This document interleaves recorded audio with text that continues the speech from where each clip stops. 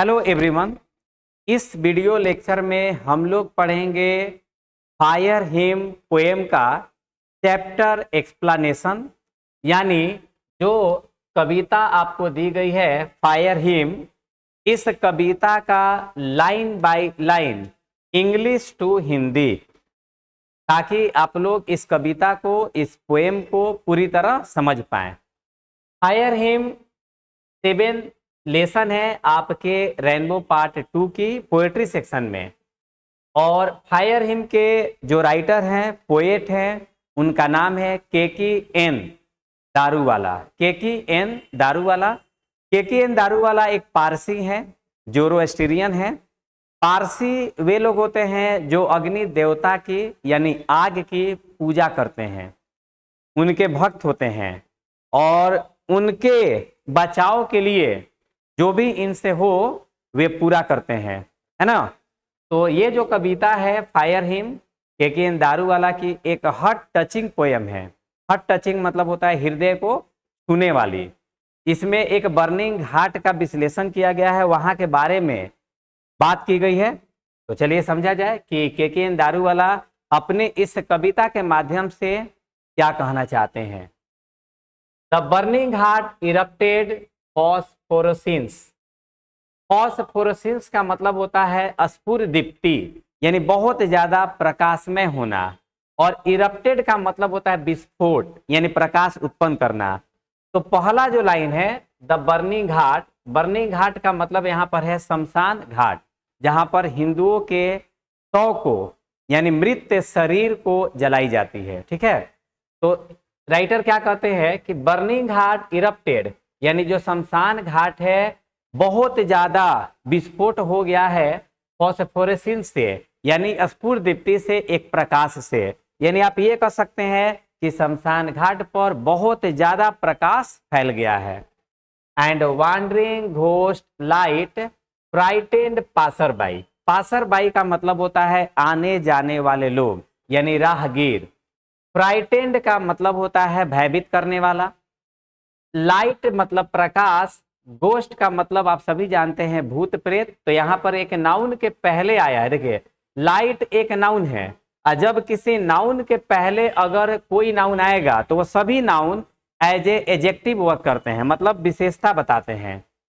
तो यहाँ पर अगला लाइन से क्या हम लोग को हिंदी निकलेगा, एंड मतलब और, वांडरिंग मतलब भटकाने वाली, है ना। वांडरिंग मतलब भटकाने वाली या भटकने वाली कर सकते हैं। घोस्ट मतलब भूतिया, लाइट मतलब प्रकाश, यानी भटकने वाली भूतिया प्रकाश। भटकना मतलब इधर उधर घूमना। डरा देता है पासर बाई, राहगीर को डरा देता है। ठीक है, ये 2 लाइन क्लियर। एक बार फिर से समझिए। शमशान घाट उत्पन्न करता है यानी विस्फोट करता है फॉस्फोरेसेंस को, यानी बहुत सारे प्रकाश को। एंड वंडरिंग घोस्ट लाइट, और भटकने वाले भूतिया प्रकाश डरा देता है पासर बाई को, यानी राहगीर को। As moon light scuttled among the bones. Bones मतलब हड्डी, और स्कटल्ड का मतलब होता है बहुत तेजी से प्रवेश करना। तो पोएट क्या कहता है कि ऐसा लगता है कि मानो प्रकाश की जो मून लाइट है, जो चंद्रमा की प्रकाश है, लाइट है, वह तेजी से होकर गुजरता है बोन्स मतलब हड्डियों से, एमोंग मतलब के बीच। ऐसा लगता है कि जो चंद्रमा की प्रकाश है, लाइट है, वो हड्डियों से, जो शमशान घाट पे हड्डी होंगे वहां से होकर वो लाइट रिफ्लेक्ट करता है, तेजी से गुजरता है। वंस स्ट्रोलिंग, स्ट्रोलिंग का मतलब होता है सैर करना यानी वॉकिंग करना। एक बार strolling at dawn past river bank and ghat. इसका मतलब क्या हुआ, देखिए, वॉकिंग, स्ट्रोलिंग मतलब वॉकिंग। तो एक बार पोएट क्या कर रहा है कि वे स्ट्रोलिंग कर रहा है, घूम रहा है, और यहाँ पर लगा है वी और इसके नीचे लगा है फादर। तो इसका मतलब ये है कि वह अकेले नहीं है बल्कि उसके साथ उसके पिता हैं। तो पोएट क्या कर रहा है कि एक बार स्ट्रोलिंग यानी हम लोग सैर कर रहे थे एट डाउन पास्ट, भोर में। एट डाउन पास्ट मतलब भोर में, मतलब सुबह में। रिवर बैंक नदी के किनारे, एंड घाट नदी के किनारे वाली घाट पर। वी सा हम लोगों ने देखा। हम लोगों ने कौन कौन, तो यहाँ पे 2 लोग हैं, एक तो केके एन दारूवाला है और एक उसके फादर है। वी सा हम लोगों ने देखा इम्बर्स, इम्बर्स का मतलब होता है लाल अंगारा, यानी लकड़ी का जो शव को जलाने वाली लकड़ी होती है वह बहुत लाल हो जाता है जलने के दरमियान। तो वही कह रहा है इम्बर से, यानी हम लोगों ने देखा लाल अंगारे को, लकड़ी के अंगारे को लूजिंग, यानी वह लूज हो रहा था, धीमा पड़ रहा था। दियर क्रूएल, क्रूएल मतलब होता है, क्रूएल का मतलब होता है क्रूर, यानी वह लूज हो रहा था धीरे धीरे। अपनी जो उसकी ललीमा थी, जो ललीमा ऐसी थी कि क्रूर दिख रही थी, वह धीरे धीरे समाप्त हो रहा था। टू द ग्रे एस, क्या में? तो एस में, भूरे कलर का राख में, यानी जो लाल अंगोरा था, अंगारा था, वह धीरे धीरे अपनी जो उसकी रेडनेस थी, क्रूर रेडनेस थी, वह समाप्त हो रही थी और वह राख में तब्दील हो रहा था, बदल रहा था। दैट स्वालोज ऑल, जो सब निकल गया था, निगलना। स्वालोज मतलब होता है निगल लेना, यानी बहुत अच्छी तरह से गला देना, जला देना। Half cooked limbs bore witness, यानी अब बताया जा रहा है यहाँ कॉमा के बाद वाला लाइन कि आधा जला हुआ, लिम्स मतलब शरीर का अंग, बोर विटनेस, बोर मतलब बियर का सेकेंड फॉर्म है, बियर मतलब होता है उत्पन्न करना और बोर मतलब उत्पन्न किया, यानी विटनेस साक्षात, विटनेस मतलब क्या होता है? साक्षात गवाह को। द फायर डिबचरी, यानी कौन उत्पन्न कर रहा था गवाह को? तो ये अर्धजाला शरीर का टुकड़ा एक गवाह पैदा कर रहा था, उत्पन्न कर रहा था फायर की डिबचरी का। डिबचरी का मतलब होता है अनैतिकता, मतलब ऐसा काम जो आग को या किसी को नहीं करनी चाहिए। ठीक है, तो आग तो ऐसे भी जला देता है, आग का काम है जलाना, और लेकिन आग अगर किसी को पूर्ण रूप से ना जलाए तो ये इसके लिए अनैतिकता होगी। ठीक है, जिसका जो काम है वह काम करनी चाहिए। तो आग का काम है जलाना, और यदि आप सोचिए कि किसी चीज को ये पूर्ण रूप से नहीं जलाए तो इसका मतलब ये अपनी काम को ढंग से नहीं कर पा रहा है। ठीक है, माई फादर सेड, मेरे पिता ने कहा, you see those half Brunt fingers, तुमने देखा उन सभी अर्ध जले उंगलियों को, यानी एक 100 की तरफ इशारा करते हुए KKN दारूवाला के जो फादर हैं उसने बताया, कहा कि क्या तुमने देखा अर्ध जले फिंगर को जो एक 100 की है। चलिए अगला लाइन, एंड बोन स्टॉप्स, और उन हड्डियों के अंश को, अवशेष को, the fire eight times forget it's dead, यानी फायर कभी कभी, एट टाइम्स मतलब कभी कभी, भूल जाता है अपनी डेड, मृतकों को। ठीक ना, देखिए कविता में आधे अधूरे शब्दों को रखा जाता है और कंप्लीट मीनिंग हम लोग को उसको पढ़ कर निकालना होता है। ठीक है, अब यहाँ पर डेड बॉडी देनी चाहिए, लेकिन हम लोग समझ गए कि डेड मतलब मृतक है, यानी मरा हुआ शरीर। तो the fire eight times forgets, यानी आग कभी कभी भूल जाता है अपने मृतकों को, यानी वह शरीर जिसको उसे जलानी है।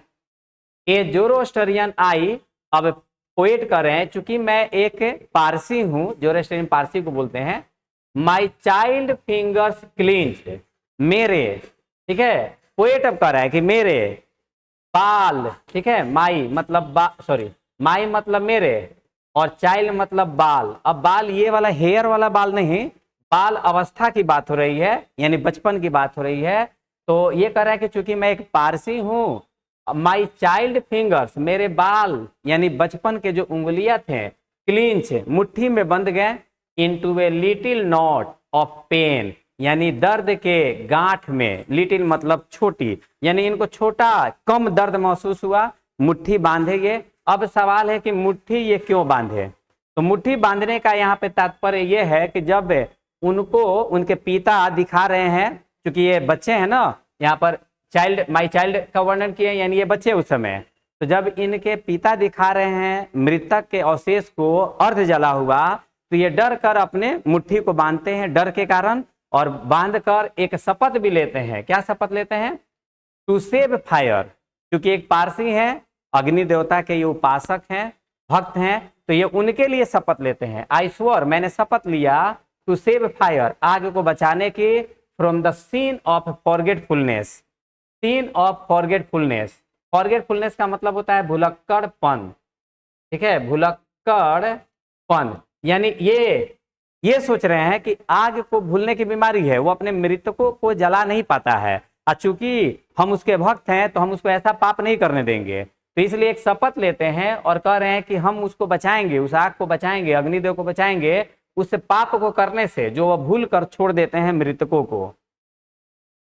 ठीक है, इट नेवर फॉरगॉट, और उस समय से कवि ने देखा, पोएट ने देखा कि अब सब ठीक ठाक चल रहा है। ठीक है, इट नेवर फॉरगॉट यानी वो कभी नहीं भूला। और 20 ईयर्स सिंस, 20 साल के बाद, एज आई कॉन्साइंड, अब पोएट फिर करें कि जब मैं आई कॉन्साइंड हवाले किया, my first born to the flame, flame मतलब यहाँ भी आग है। ठीक ना, तो अब पोएट क्या करें कि जब मैंने अपने फर्स्ट बॉर्न यहाँ पे चाइल्ड हाइड है, यानी जब मैंने अपने पहले बच्चे को आग के हवाले किया, कंसाइन मतलब आग में जलाया, the nearest tower of silence was 1000 miles. अब यहाँ पर देखिए माइल्स अवे देना चाहिए था, मतलब दूर, लेकिन अवे यहाँ पे हाइड है। तो अब क्या करें कि जब मैंने अपने पहले बच्चे को आग में जलाया, आग के हवाले किया, उस समय ऐसा क्यों किया, तो ये कारण बता रहे हैं कि कारण क्या है कि जो नियरेस्ट टावर ऑफ साइलेंस था, टावर ऑफ साइलेंस वह जगह होता है, एक चबूतरा होता है जो कुछ हाइट पर होता है और जंगल वाले एरिया में होता है, जहां पे पारसी अपने मृतकों को ले जाकर डिस्पोज करते हैं।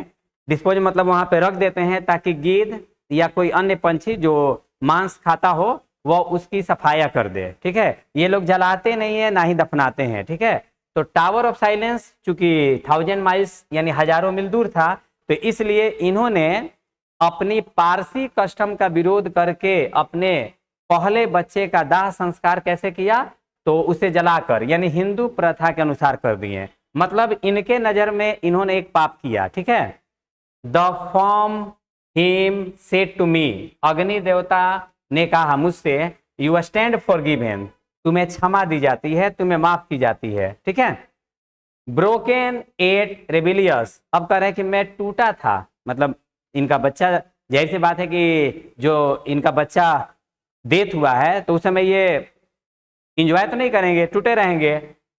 एट रेबिलियस, फिर भी कह रहे हैं कि मैं विद्रोही भाव से, आई स्वर दिस, मैंने फिर शपथ लिया, to save it from the scene of forgiveness, और इस बार वो शपथ लिए हैं ऐसी पाप के लिए जो क्षमा वाली पाप है। यहाँ पर भूलने की पाप के लिए शपथ लिए थे एक बार, और यहाँ पे क्षमा देने की पाप के लिए दूसरी बार वो शपथ लेते हैं। मतलब इनको ऐसा लग रहा है कि हम एक गलती किए कि हम तो पारसी हैं, हमको उस जगह पे जाना चाहिए था, लेकिन हम हिंदू के नियमानुसार जलाएं अपने संतान को, है ना, आग में जला दिए, और इनको जो अग्निदेव हैं ये कह रहे कि तुम्हें क्षमा दी जाती है, जबकि इनको क्षमा नहीं देनी चाहिए ना। तो क्षमा नहीं देने के लिए, क्षमा देना इनके लिए एक अपराध लग रहा है कि अग्निदेव को हमको पनिशमेंट देना चाहिए, लेकिन वो हमें क्या कर रहे हैं, क्षमा दे रहे हैं। तो इसलिए उनको चूंकि ये लग रहा है कि ये गलत काम कर रहे हैं, तो अब की बार फिर वो शपथ लेते हैं कि वे इस तरह की पाप ना करें कि बिना मतलब का वे क्षमा देते रहें। तो इस कविता में जो फायर हिम है वह क्या प्रयास किया है, वह ये दिखाने का प्रयास किया है कि हम जिस धर्म के हैं हमको उस धर्म के अनुसार चलना चाहिए था, और इस बीच में यानी धर्म के बीच में अगर हमारे पवित्र देवता भी आते हैं, इष्ट देवता भी आते हैं, तो उसे हम लोगों को इग्नोर नहीं करनी है, उसे हम लोग को माननी है। अगर वह हम लोगों का साथ देते हैं तो गलत को गलत बतानी है ना। तो यहाँ पे गलत बताया गया है अग्निदेव को, उनके द्वारा वे कह रहे हैं कि उनको हमें सजा देनी चाहिए, तो वह क्या कर रहे हैं, हमें क्षमा दे रहे हैं। तो इसमें 2 बार अग्नि देवता की गलतियों को शपथ लेकर राइटर के द्वारा, पोएट के द्वारा ठीक करने का प्रयास किया गया है। ठीक है, दैट्स ऑल। ये आप लोग का चैप्टर कंप्लीट।